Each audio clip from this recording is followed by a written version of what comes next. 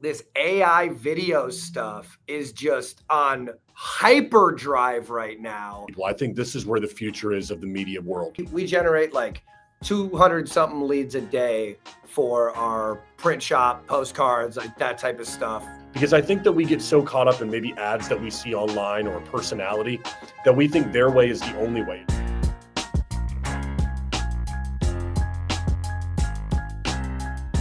Hey, y'all, no big intro. I got Dave Carroll from Dope Marketing. Listen, if you've been in the industry and blue collar in the service industries, of course, you know who this guy is. He's got a dynamic personality. So we're going to skip the big intro right here.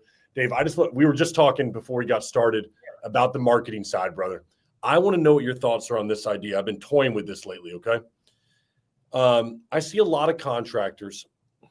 Let me say it this way. A lot of successful entrepreneurs. Yeah. They're not creating enough content. Yeah. Been thinking about, in my side of the business, going ahead and putting an offer out there that said this. You pay us, I don't know, throw a number out there, $70,000, $80,000 a year.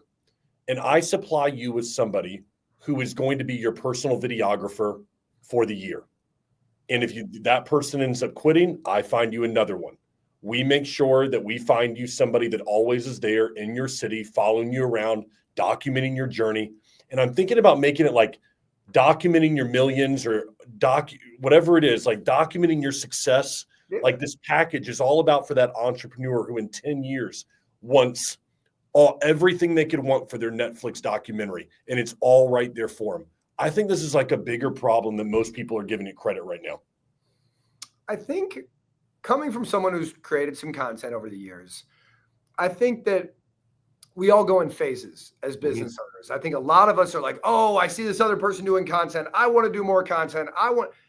What I can tell you is I've grown Dope over the past 5 years is we've been like very intentional with content that we've created.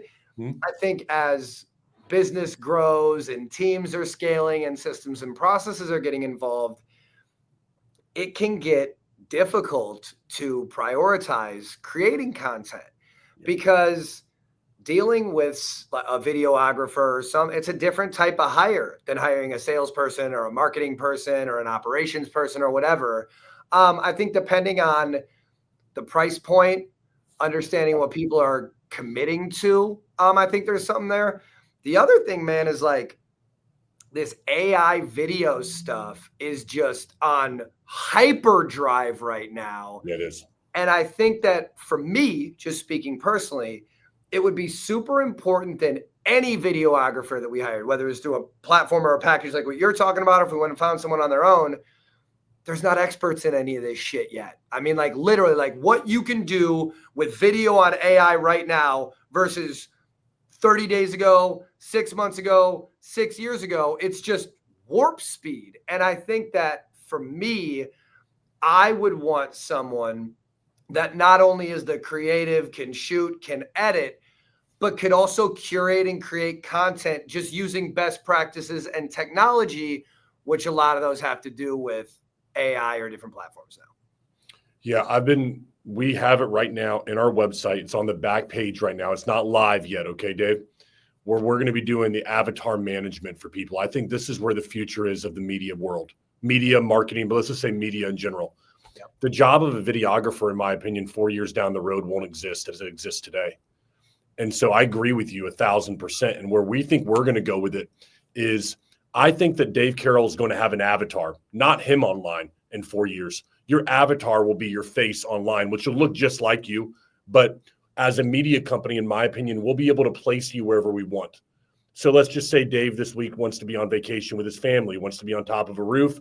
He wants to be at a seminar. He wants to be doing this. You're going to be able to position yourself however you'd like online. The key is going to be who can storytell the best, who can get out there and build a brand the best. The principles are still going to be there, but you're not going to be limited anymore, in my opinion, by physical location, but rather the imagination and your ability to tell a story and to build a brand. I'm calling it avatar management for the average business owner to drop them into a location, put them on a private flight, put, family time with over here on the couch. I think all of that's going to be possible. I don't disagree. I mean, the way that technology is going now, we've been investigating it Dope. Like we generate like 200 something leads a day for our print shop, postcards, like that type of stuff currently. A lot of it's like Meta, Instagram, like that type of stuff. We have incorporated just some, and I don't want to make this like a whole AI. Like, look, I couldn't spell AI back in October. I didn't give myself permission to even go down the wormhole or the level of understanding. But I think as business owners right now, the most comparable thing I can think of when I started my entrepreneurial journey like 15 years ago, Facebook was just coming out, or Facebook ads were like just coming out and just getting there. And I think about this was, I'm getting old now, I'll be 40 this year, but like I was 25 at this time. And being that age, understanding technology, understanding social media, I had an advantage as a new business owner, being able to understand a new platform where other business owners in the Twin Cities doing the same services that I was, general contracting, cleaning, like that type of stuff. They were just already in it for 10 years. And they were like, this is overwhelming. It's concerning. I don't want to learn it. I mean, right now, what AI can do for different businesses, it's not just copywriting anymore. It's not like, hey, write this email for me or put together this SOP. Like it can do that stuff. But when it comes to lead nurturing, like those 200 leads, those all go into AI. AI does lead qualification conversation. We still have a human sitting on top of and watching the conversations to be able to like traffic control them to the right team members. But like, that wasn't available a year ago, or not to the point it is now. And when you talk about these avatars, being able to pop people in different places, Pat, dude, I've been experimenting with that. It's 11 Labs where you can do like the voice stuff. I love it all the time. We use it all the time, every day here. Where it's like, awesome. We could literally take an account manager at Dope Marketing. We're connected with your CRM, so we know like what jobs you're closed in, what you're doing. It's how we come up with the strategies for different businesses. But imagine that AI was constantly looking at like, where are the addresses? What are the services? What are the prices? And then this agent or this avatar, whether it was me or someone else or whatever it is like emailing you a video of a strategy as a person talking with the voice, with the word tracks, with the knowledge base. It's just where I compare it to Facebook is none of this shit was available. And it's not like, oh, if you're not using AI right now, you're going to get left in the dust or whatever. It will eventually come to that point. But I think there's a big gap right now in business owners simply giving themselves permission to investigate this, because this isn't some new social media platform. This isn't some new CRM roofing tool, like whatever the flavor of the month is. This is the future. Like my 12-year-old daughter, she's on her second day. We're recording this on June 10th. She's on her second day of her summer internship here at Dope. You know what we got her doing? What's that? Sitting next to Asia, who's our traffic controller, understanding like what conversations are coming in, what's the knowledge behind the AI to like allow it to have these conversations as if it was a sales rep or a BDR at Dope Marketing. And just these kids, I got 5 kids, and ranging from 12 all the way down to 2. And like their lives are just going to be a lot more different than ours were in what skills are you obtaining? What are you going to school for? What is your career going to be?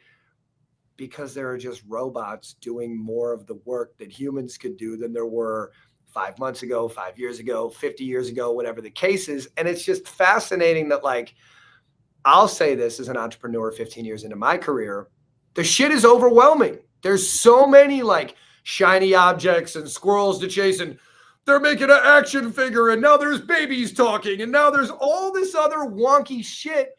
But the reason you see everyone on your news feed or Instagram feed or Facebook doing it is because it's literally that easy. Like they have made it this simple, these different tools and products. And so like back to your question, I definitely think that there's an offering available for business, depending on the price point, right? Some people can afford 20 grand a year. Some people can afford 100 grand a year, like whatever the number is. But I think there's a spot of like educating business owners and allowing business owners to give themselves permission to understand the back end of some of this stuff. Cause like, we're never going to hire someone or like buy a product that we don't understand and we don't trust. And I think that's the big gap, Pat, is like a lot of people don't necessarily understand the simplicity of just like how to understand this stuff, how to understand how powerful it is, and the impact that it can make on your business. Because we all need humans to work in our companies. We're never going to be powered by robots and at McDonald's and it's taking over. Like none of that stuff, but more like, I think one of the big gaps, Pat, is like seeing the business owners with a fear mentality or being a little bit scared to give themselves permission to kind of, one of my mantras of last year was like, to have real control is to give up all control. And that doesn't mean like, oh, I'm just going to give up control of this and let it happen. It's more like I'm going to invest enough time and understand something enough and know what my objective is that I'm going to give it away because I know I've put enough of my time and effort into what the result should be to pass it off, to give up control. And I think when it comes specifically to content creation, copywriting, anything in the aspect of like creating content for your business, I think that there is a side of education that could lead to business owners giving themselves permission to give up control of some of this stuff. Yeah, when you say permission, I keep thinking to myself that I've had to guard against, I'm 38 years old. I've had to guard against saying, well, that's just not for me, or you know what, I'm going to rely on the younger people on my team. The average age of my employees is 24. Yep. So I'm just going to rely on them. Sure. And I've had to really guard myself against like, okay, you're not the old guy in this space. You have to keep on reinventing yourself. We have to keep on, as I say, trying to put ourselves out of business, Dave. What would we do to put ourselves out of business? We've been trying to play that game about once a month around here, and how we would do it. But I agree with you, giving yourself permission. And for me, that was, you're not too old. You're not slow. You're, used to all that stuff to be like, hey, I got this stuff too. I can figure this out as well. Absolutely. I want to know from you right now, what would surprise a lot of contractors in the world of marketing out there that is working right now? Because I think that we get so caught up in maybe ads that we see online or a personality that we think their way is the only way. Is there anything you're seeing contractors get results from right now that you think would surprise the average guy out there? I think that the days of scaling home service businesses in the way that it was done previously is a little bit further than people consider. Like the stuff you were doing that was working to grow your business last year, 2 years ago, 5 years ago, 10 years ago, we're just not living in the same world. With everything going on, again, we're recording this kind of beginning, middle of June. Anyone that doesn't believe that there is a recession of some kind coming or economic downturn coming this year is fucking got their head in the sand. When you start to see some of this, it's so sad to see some of that stuff going on in Los Angeles with the riots right now and that stuff. Some of the political back and forth, the stock market going up and down, all the trends are here. I mean, like I was watching something the other night on this channel I follow on YouTube about like the real estate market. And I'll get to the answer, but I think this is important for people to understand like the big picture is like right now, the 4 top home builders, Lenore, Ryan, and whoever, I think the other 2 are like acronyms.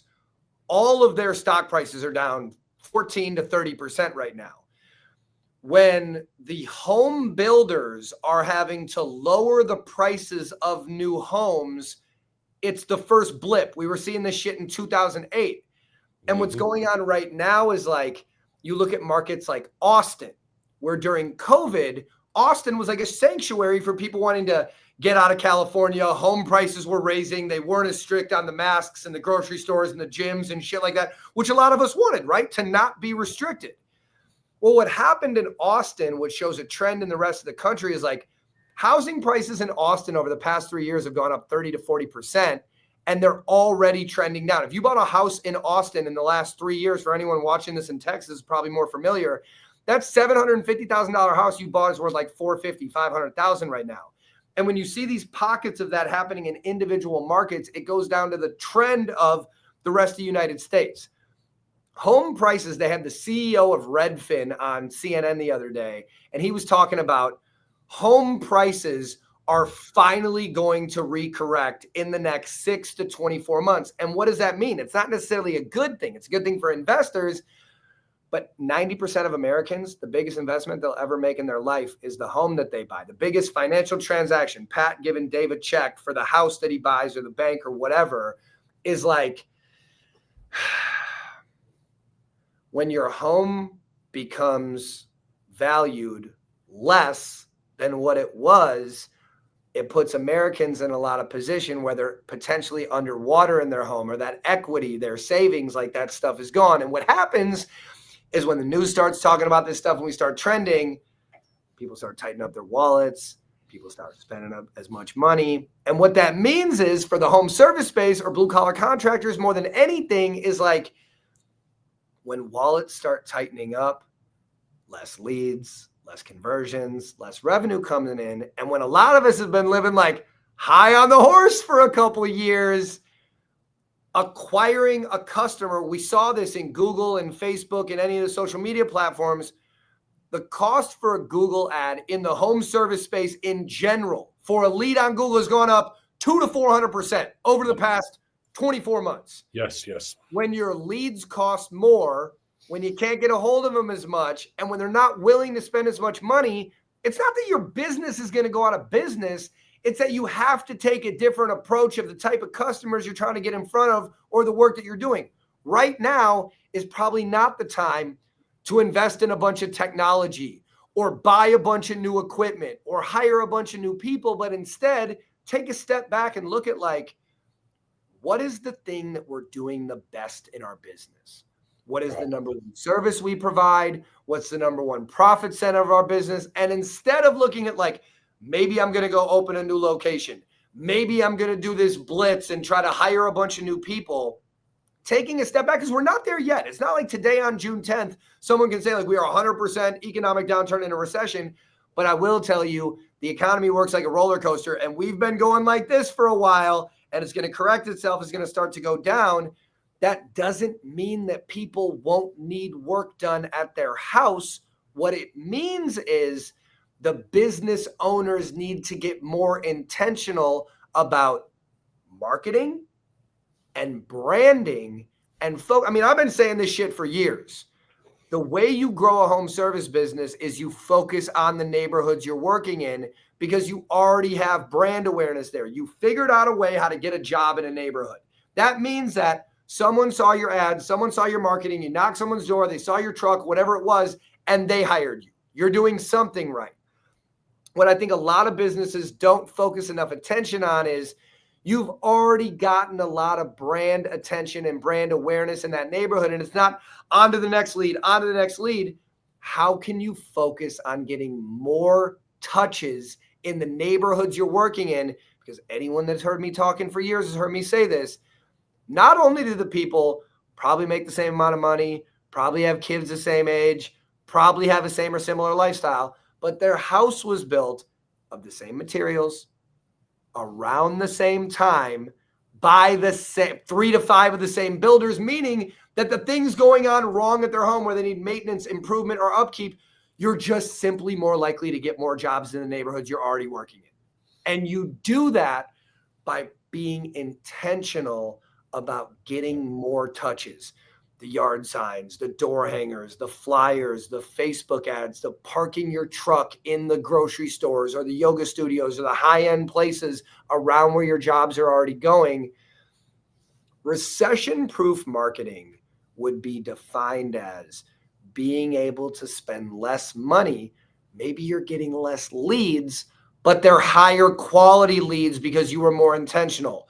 The shotgun approach, the blasting out, the spray and pray, the boosting Facebook ads.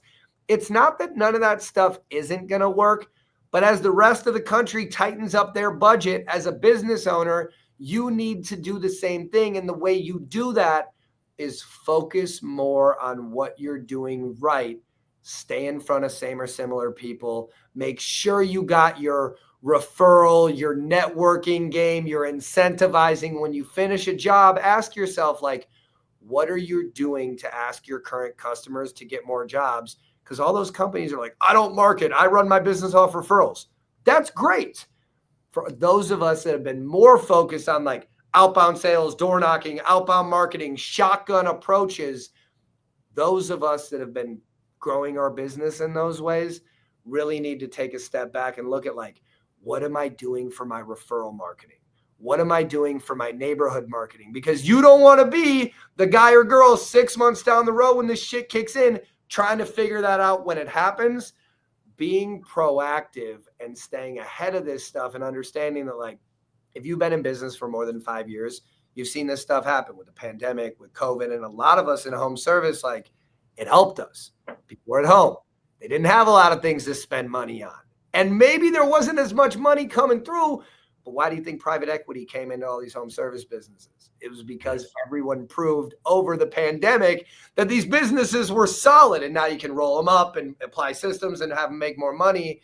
The issue is, like, as business owners, we get so stuck in the fuck of the day-to-day, and we're not taking a step back to see the forest through the trees because we can't control the economy. What we can control is the messaging to people that are simply more likely to hire us, and that's by doing more neighborhood intensive marketing. I've got it written down right here. If a contractor wants to understand what you're talking about with intentionality and messaging, I've been using a Rolls-Royce example here, Dave, lately with my clients. I'm going to run it past you here real quick. You probably have some wealthy friends who buy luxury vehicles. I have some in my life, and a few weeks back, I was talking with them about one guy drives a Rolls-Royce. And I think I was surprised to learn there are a lot of people who don't test drive vehicles like this, that you don't test drive a luxury vehicle like this. In fact, some people buy these without even seeing a $400,000 car, Dave. Yeah. And what was interesting to me about it is I asked a couple of these guys this question. So what if you got in that Rolls Royce and it didn't have a car charger in it? Would you be livid or upset with Rolls Royce? And they're like, of course not. That would just be the car. It would be the package that I would get, and I'd be happy because of it. But they don't buy the Rolls Royce because of the amenities like a phone charger. They buy the Rolls Royce because of how it makes them feel. And I think that what Rolls Royce has done is they've identified what makes them different than everybody else. They're not trying to show you the tech. They're not trying to do all that. And I think that intentionality is figuring out why a customer really chooses you. What is it about you? Are you the person that's the lowest cost? Are you the guy that's got a great phone charger in your car? Or is there a different reason that your customers are choosing you? And I think when I think about intentionality of what you're talking about, how about getting intentional with actually figuring out why 90% of your customers go with you? Maybe it's because you're in the same neighborhood. Maybe it's because you're the lowest cost. What is it? And go intentionally in on that reason, Dave. And even just asking. I mean, like, there you go. So many things we tend to overcomplicate. And it's like, what if you just sent an email or a text message out to your customers like, hey, Dave here over at Lion's Share Maintenance. I just had a quick question. Why did you hire us? Yeah. They will literally tell you. Like, they'll tell you what was good. They'll tell you it was bad. I think any business owner watching this could simply be intentional and just send out an email from you, the CEO, the founder, the whoever, just like, hey, Patrick, I just wanted to know, like, we're doing some research internally. We're trying to keep growing our company. Why did you hire us? Yeah. And you'll be very surprised that probably, I don't know, 20 to 50% of you send that first message out to will literally respond and tell you it was because of this. I read your reviews. I really liked that your company showed up and they were in a lettered truck, or they had a good presentation, or whatever the reason was. You went to the same high school as me. We saw your billboard, like whatever the case is.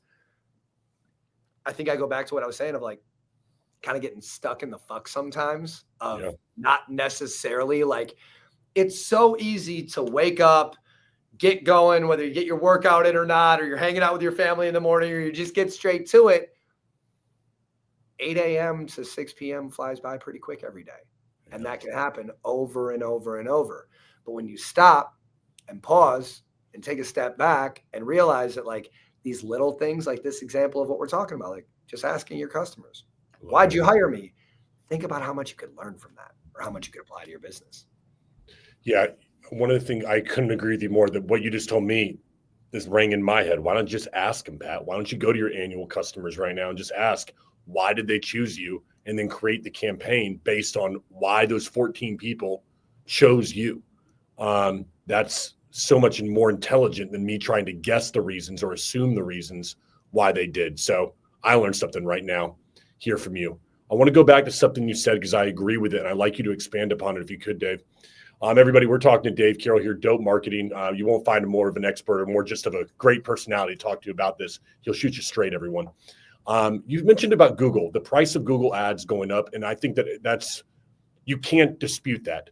The price to go ahead and achieve a lead if you're in the blue collar industry is skyrocketed here in the last couple of years. I've got a theory right now, Dave. I'm trying to work through in my head that you can't build and scale to a $10 million business on Google alone right now because the cost of acquisition in the beginning is so high and you don't have the marketing budget of the 10 to 20 to $30 million companies. I think it's going to be more difficult to scale in that vertical. I'd love to know, do we need multiple verticals? Think outside the box, or do you agree with me? Am I wrong? What are your thoughts? I don't know if anyone ever scaled to 10 million just off Google alone. I mean, I'm sure there's some exceptions, but I'll take out Google and put any one channel. I think we have to hold ourselves accountable as business owners of like what our goals really are, because we all want to grow. We all want to make money. We all want to have more time. But like a lot of times when you start, it's the opposite of that. You have less money, you have less time, and life is harder. That said, entrepreneurs have 5 fingers on their hands for a reason. 4 things that are working, 1 thing that you're trying that could anytime replace one of the other 4. And so I believe that localized marketing is easier today than it's ever been, because historically you did have to have a bigger budget, higher conversion, bigger team. You can create a scalable business right now in a couple different neighborhoods if you simply focus enough. And I think that consistency creates trust. And when you're consistent with your branding and your advertising, it's like, it's not as important to get as big as you can, as fast as you can, especially with everything going on in the world right now. I think it's more important to understand, like, what problem do you fix? What service do you offer? And like, what pain point do you address? I don't think that right now in the next 6 to 24 months is the time to go like balls to the wall, gung ho, and trying to scale. I think in the times that we're in now, it's looking at like, how do I either continue or how do I establish my foundation of what my business is built off of, and understanding it might not be a bunch of high-end jobs that are layups right now, but those consistent mid-level jobs, and going back into your CRM over the past couple of years. I have this exercise, Pat, that I try to teach from stage to a lot of business owners, which is simply like, regardless of the CRM you're using, go in to your CRM and simply download all the jobs you've done in the past 1 to 3 years, put them in a spreadsheet, click the spreadsheet in the corner. There's a little like half diamond thing. You can highlight the whole thing. Go to data and sort those addresses by zip code, and find your top 3 to 5 zip codes where you've done work over the past 1 to 3 years, and ask yourself, like, why am I not spending 60 to 70% of my marketing budget only in these zip codes? Because like, it's not that you can't grow right now. I'm not trying to fearmonger or say the world is burning, but it's like, if you can consistently create predictability in your business, what's predictable? Like, if you have a pocket of jobs in specific zip codes, is it a fair or false statement that there are probably more people in those areas that have the exact same problems, versus trying to get into a new high-end area where you don't have jobs, trying to open up that second location because you're chasing a storm, trying to like go after something that you see, you're excited about, you want to do. You know why business starts with a B? Because it's supposed to be fucking boring. Mundane. This is not this like exciting, fun, every day going out, chasing squirrels, solving problems. Like, yes, there are exciting parts of business, but the guys that I know in some of my circles that are buying the Rolls Royces, you know what they're not doing all day? like having fun, being excited, creating new ideas all the time. They've created systems and processes in their life, in their business, and in their life. So they don't really give a shit if their $400,000 car has a car charger or not, because they could probably buy another one, because they've focused on the boring things in their business that are duplicatable. Don't get me wrong. I am a startup visionary hothead to a fault. Like, that is my jam, is getting into new businesses, solving problems, being able to figure stuff out. I think that business owners have to hold themselves to a level of accountability, is like, when is it time to innovate? And when is it time to be really focused on like the foundation? And I think those times of foundationally understanding, like, what is the keystone, what is the cornerstone of our business right now that allows us to operate, and figuring out how to do more of those things in a duplicatable method. Okay, so get granular with me. Me and you are going into business together. We're going to own a roofing company tomorrow. I think a lot of companies are going to fall into this category, Dave. They got $10,000. I don't know. They got a few $1,000s to get it rolling right here, right? Yeah. Guy out there who's doing this, he's starting that business or we're starting this business in Huntsville, Alabama. I don't know, something like that. We're sitting down for the first meeting. Me and Dave are now business partners. What are you advising me to? We're like, hey, we need to go here first. This is where we need to be. What does that conversation look like that you'd have with me? We got 10 grand. We got a small amount of money, but we need to make a splash. Why did we start our company? Like, what problem do we solve? And then understanding, like, where are the people that are most likely to have that problem? And so whether it's a roofing company, home service, plumbing, HVAC, electric, most people just getting into business were either like a technician, a salesperson, they worked for their dad, their mom, like doing something, and decided to go out on their own. And I think it's understanding that, like, grassroots marketing right away, just to get your brand out there, just to like let people know what you're doing. It's the simple stuff that we've heard about forever. And I hate being the guy on the podcast oh, you have to go put out door hangers, and you have to go do yard signs, and you have to go to the BNI meeting. But like, starting a business is not the time to come up with your new creative, sexy idea that's going to make you the most different roofing company in the whole fucking country.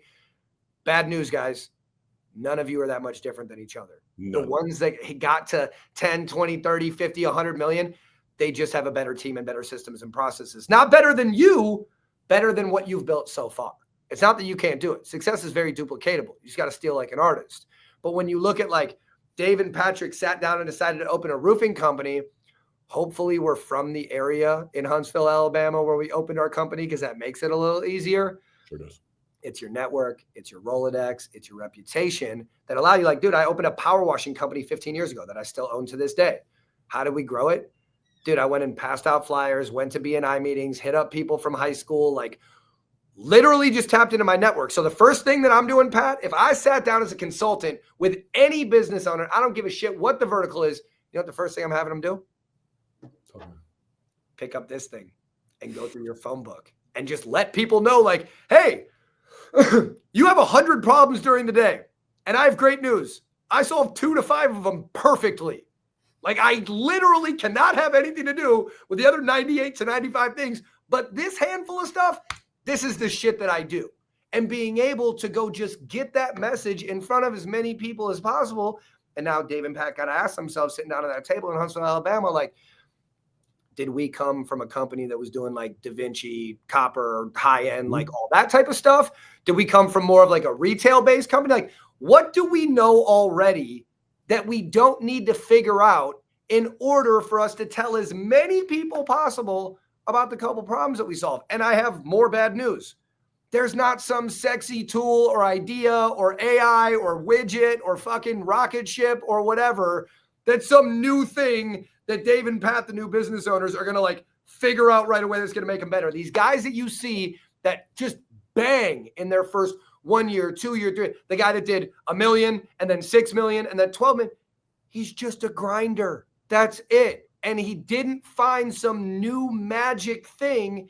He took what he knew, who he knows, and he put some shit together and just got after it. Like, that's business. That's success. Oh, man. That's a great way to end the marketing segment right here. We got about 10, 15 minutes left here. So I want to turn some personal stuff here, if that's all right, Dave, because I've had some questions for you that I want to ask about from a leadership standpoint and from an entrepreneurship standpoint. Yeah. These are personally, but I'm hoping that some of the audience will get some value out of them as well. Working for Dave Carroll, what's it like? Because you've been able to grow this business, man. And I've seen you expand. I've seen you at conferences. I've seen you on stages. Are you a difficult person to work for? I know for me personally, I am a difficult person to work for. I drive hard.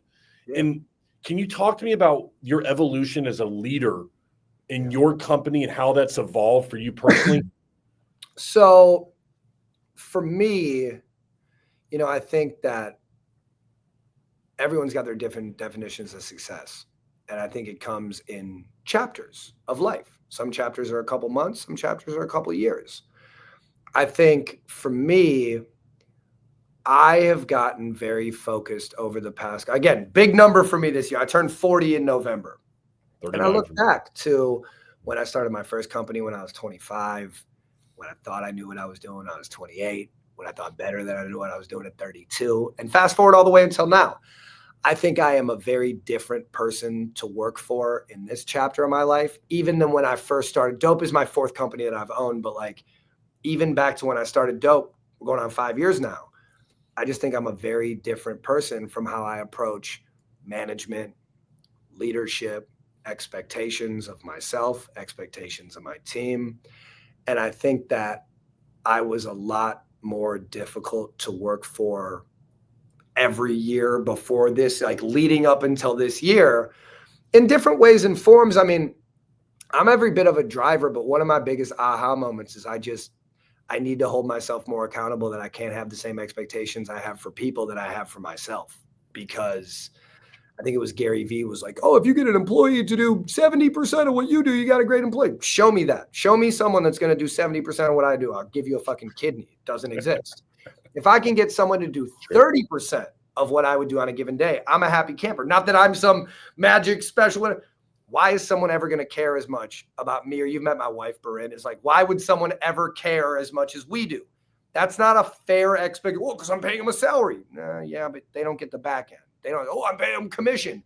Still, that's not it. You have something that you're building that has inherent value. I mean, I've met guys in the roofing space over the past 5 years that were doing $3 million when I met them and just sold out to PE for tens of millions of dollars. That shit didn't happen overnight. Why I bring that up is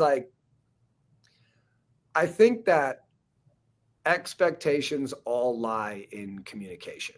And I think one thing that I've gotten a lot better at over the years is communicating what my expectations are. Because it's one thing, if I expect something of Patrick and he does it, I'm not going to think about it ever again. I expected it. He did it. We moved on with life. But if I have a relationship with Patrick, I trust Patrick, I love Patrick, we're close, and I expect him to do something, he doesn't do it, now I'm pissed, I'm hurt, I'm offended, I'm whatever it is. Most times, if we look back in our life to when things didn't go the way we expected, I don't think a lot of us hold ourselves accountable. Did we communicate our expectations to the other side of the story?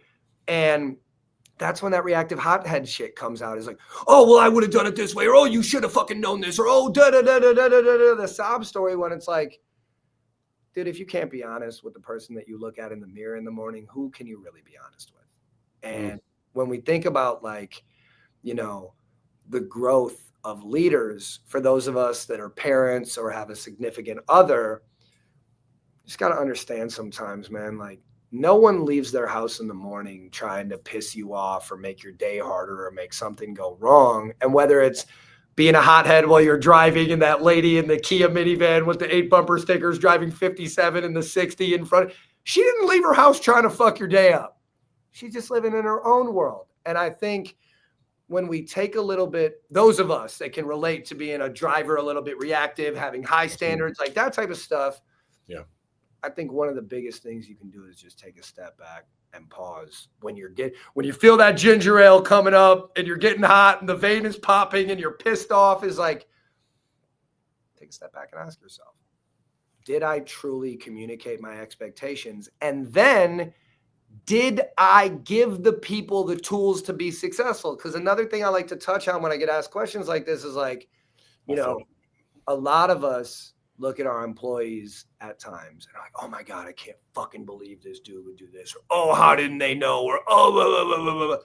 You know what a good employee is? Someone that shows up on time, that likes their job, that does it to the best of their ability every day. And I think a lot of us as business owners, especially us little more reactive drivers, don't necessarily understand that like we don't create the safest environment to raise our hand and say we don't understand something.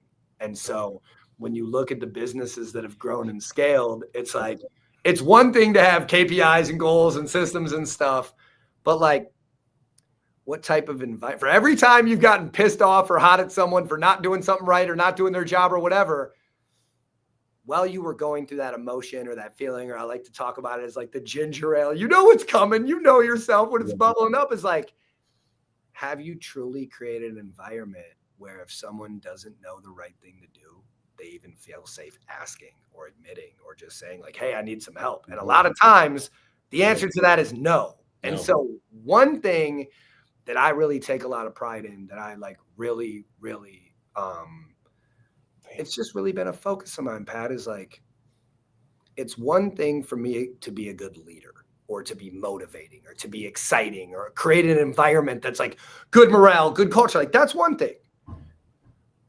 I ask myself this every day, like, have I created an environment where people actually understand what their job is every day and know when to raise their hand and ask for help? No, I can say I haven't. Damn. No, I have not. Damn. I need to get on that. Day at a time, brother. How do you fight against complacency, Dave? You've accomplished a lot. I mean, and you have, from what I can see, a beautiful family, which I'm going to ask about as my last question for a reason. Okay. But I mean, man, like you've been on, I feel like ever since I've been in this industry, which I started my company in April 2021, I felt like you were on top of the game then when I first met you. And I thought you were like larger than life. You had this personality and dope marketing and like, it's like this huge thing. And I mean, I still, and I guess in some way, I think I'll always look at you as a little bit larger than life, because coming into an industry, I saw huge red banners say dope across the front and stuff. And I was like, who the is this guy? Like, I need to get to know this dude. But like, do you ever have to fight against complacency and just saying, I'm good where I'm at? Do you still drive inside at, you're saying about a milestone birthday? What's it like for you inside that head? I think for me, I'm just really hard on myself. I have a very high expectation of myself. I've made a couple good decisions in life. I've made a lot of bad ones, like a lot of us. And I think for me, I just try to hold myself really accountable for what I want in life. And, the money side or the being out there and, being able to help people, like that's all one thing. But for me, I just can't really relate to complacency because I would fucking die if I was complacent. Is it?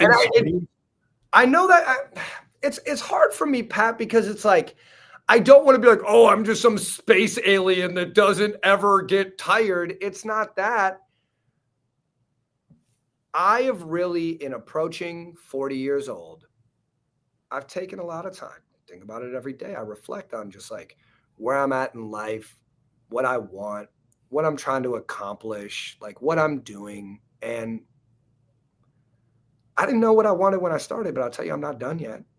Like, I just feel like I have definitely always been a very driven individual, but I also just am the type of dude where like I perform best with my back to the wall, and I've never put myself, I'm always pushing the envelope. I'm always driving forward. I'm always trying to just like try to make things better. Like I'm a problem solver to a fault.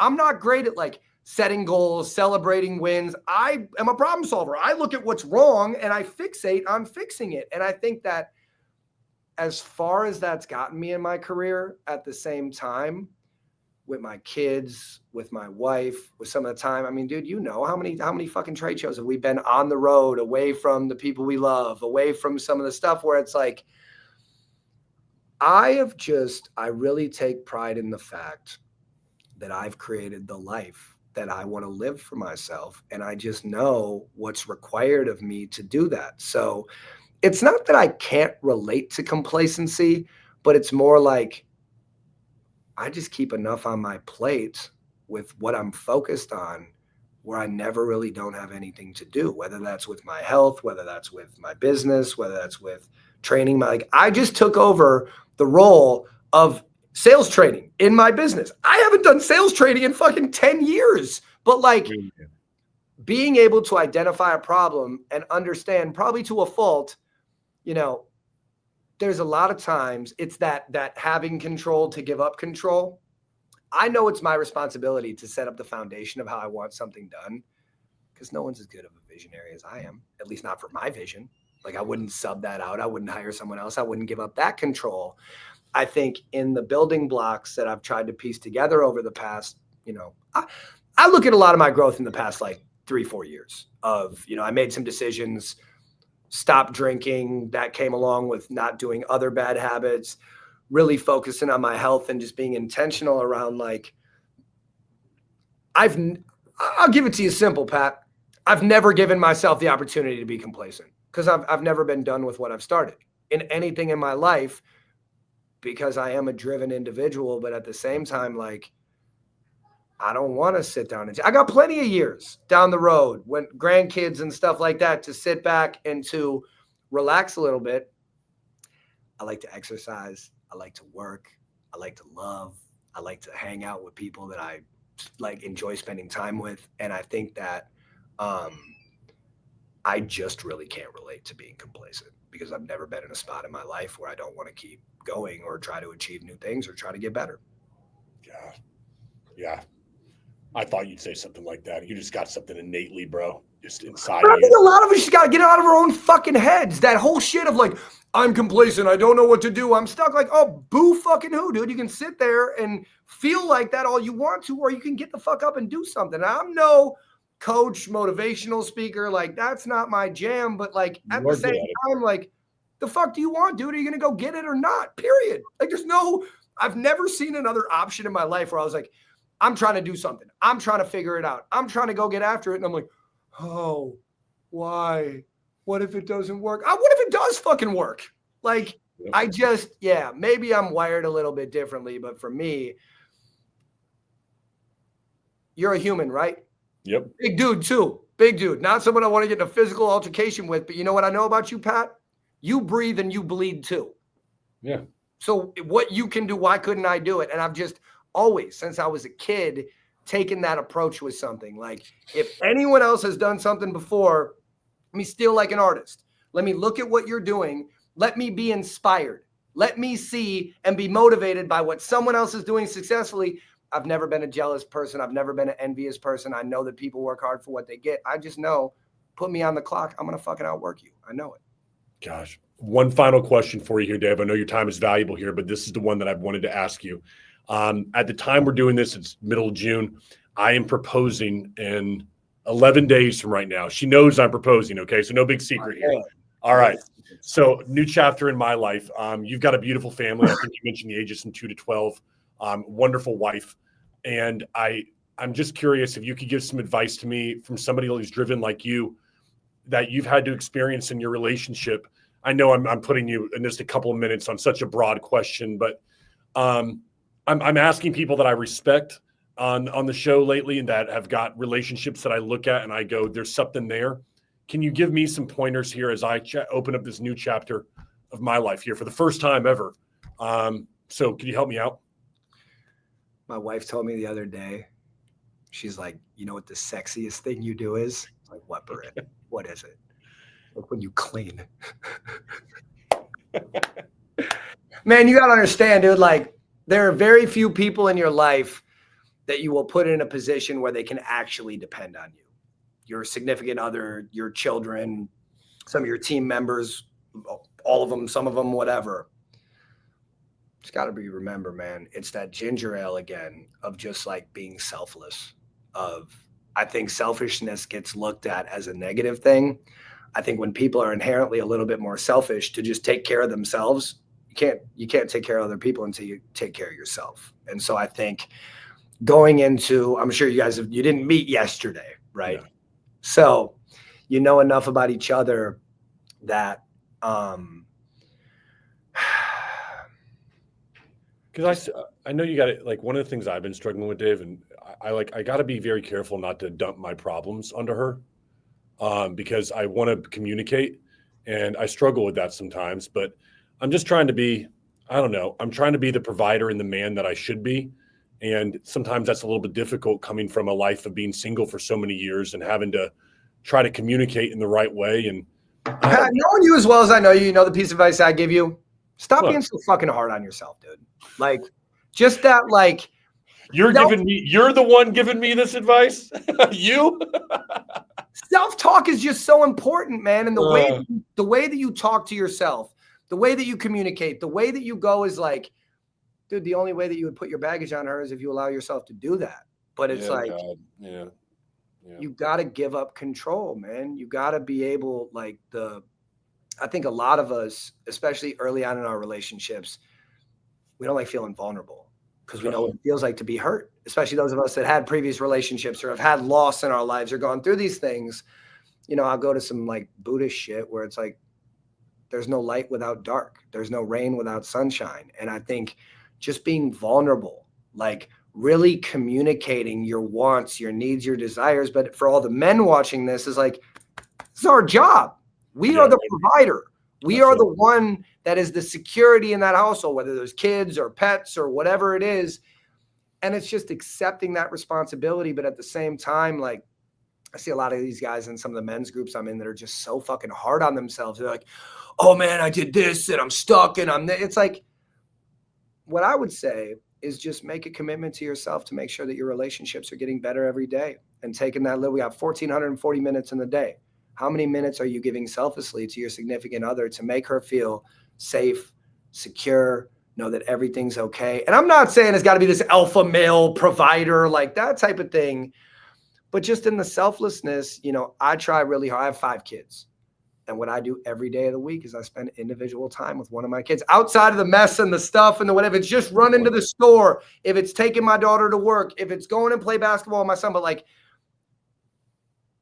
one thing that I've always been told is I have a habit of making people feel like they're the only person in the room. And I take that so seriously, because if I can give or invest my energy in one individual and make them feel loved and make them feel supported, whether it's my kids, my wife, my team members, the act and the reminder in the morning or when you're journaling or when you're meditating or whatever you do is just like, how could I be a little bit more selfless today and put someone in a spot where they just feel like my intention was only them. They have my focus. They have my spotlight. They have everything that I have, I'm giving them.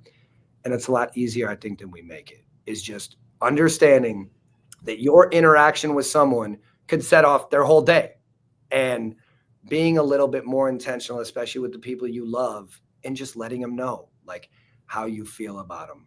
Where is your relationship at? Just communication and being open and being vulnerable. I think that's the way to the most healthy and loving relationships I've ever seen or I've ever been a part of, is just being communicative and being vulnerable. I want to end it right there then, Dave. I know time is valuable here, but I want to say that you do that so well. Like, I'm thinking about the times that I've seen you, and it could be a year in between seeing you and another time. And I'll walk up and you always do this thing. You'll maybe put your hand on my shoulder and I feel like, man, Dave's paying attention to me right now. He's locked into me right now. He's got 50 people around him who want his attention right now. But you'll do something that makes me know you're locked into me. You'll look at me in the eye, you maybe do a little shoulder grab right there. And I'm like, okay, Dave's locked in for this 30 seconds. We're going to get together. We got this. All right. We're locked into it. You do make people feel like they're very important. And the few times when I was especially getting started in this industry, I never forget that. You had no reason to give me any time of day whatsoever. But you did. Treat people like they're important, bro, because they are. I love that, man. And you do that so well. All the normal stuff. We'll put all the stuff for dope marketing across the bottom, everybody. Sure, find us, whatever. Yeah, blah, blah, blah. Let's write it. You know the routine. More than anything, man, thank you for being such an amazing person. And, I just appreciate you making the time for me, brother. All the continued success that you deserve. And all the best to you and your family, of course, brother. Appreciate you, bro. Great job. Thanks, man. Later. Later.